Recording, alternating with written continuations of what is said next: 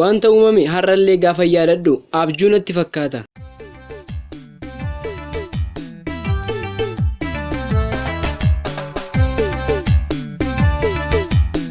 Jaalalli miidhaan guutame yoo namatti toles firiinsaa, miidhaan isaa garuu gaafa nama harkaa jaalala fudhatu madaa hin fayyine ta'ee nama miidha. Keessumaa foonii walirraa adda ba'uu jechuun kana jedhee ibsuu hin danda'u. Isinumaaf hin dhiisa. Ani maqaan koo Abdiisaa Dhugaasaan jedhama.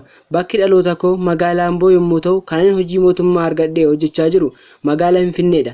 Magaalaa kana keessatti jireenya jaalalaan jalqabe. Mucayyoo baay'ee bareedu tokko waliin jaalala baay'ee namatti tolu jalqabne. Maqaan ishees Margituu Akililuu jedhamti. Ishee waliin kan nuti wal barre lolaan ture. Guyyaa tokko akka tasaa taaksii fayyadamnee gaafa bu'uuf jennu bilbila ishee harkaa lafa bu'ee jennaan osoo hin argin irra jalaa jedhe. Isheenis aariimaan kan kee jecha ani dhaga'ee hin beekne na arrabsite. Obsuu barbaadeen humna ol taanaan ishee kabaleen bukkee darbee sokke. Yerichatti Margituun kan bilbila isaa miti faayila achi keessaa na jalaa badeetu na guba jettee boosse. Akkas gochuu kootti aareen deebi'ee dhaqee dhiifama ishee gaaffiin bilbila ishee yoo danda'ame nan hojjechiisaafi jedheen fuudhee mana elektirooniksii ishee waliin adeemne. Akka tasaa ta'e garuu hin hojjetamu. Yoo hojjetames faayila duraa keessatti argachuu hin dandeessu jennaan baay'ee nahee waan hin godhuun dhabe. Isheen aariidhaan bilbila ishee irratti dhiistee adeemte.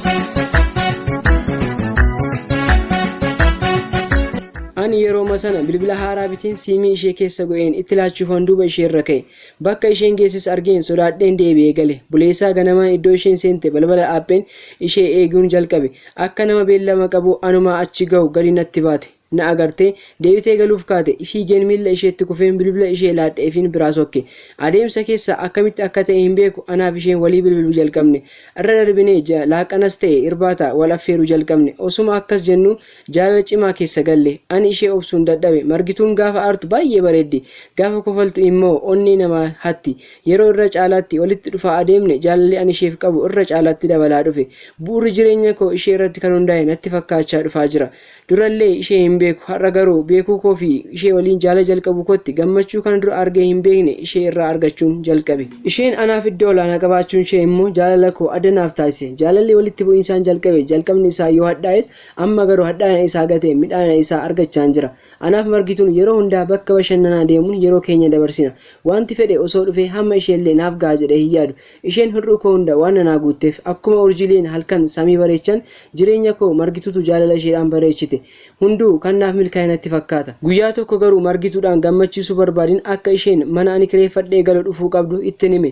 Isheenis tole jettee osoo na bira dhufaa jirtu wanti hin yaadamne hin ta'a kan hin jedhamne dhufee gammachuu koo gaaffii tokko malee gaddatti na jalaa jijjiire. Wanta uumame har'allee gaafa yaadadhu abjuu natti fakkaata. Margituun na bira dhufaa osoo jirtu balaa konkolaataan sababa kun lubbuu ishee dhabde. Yerichatti ani naannoo ji'a lamaaf dhukkuba cimaa dhukkubsadheen siree irra ture. Awwaalcha ishee illee ijaan hin argine. Akkuma du'a ishee baretti of wallaaleen yeroo booda dhukkubaan qabameen ergan ture booda waan ta'es hin beeku calluma jedheen gaddaan jiraachuu jalqabe. Duuni dhufe kun anaan qofaatti ishee boollatti galchee jireenya dukkanaana jiraachisa.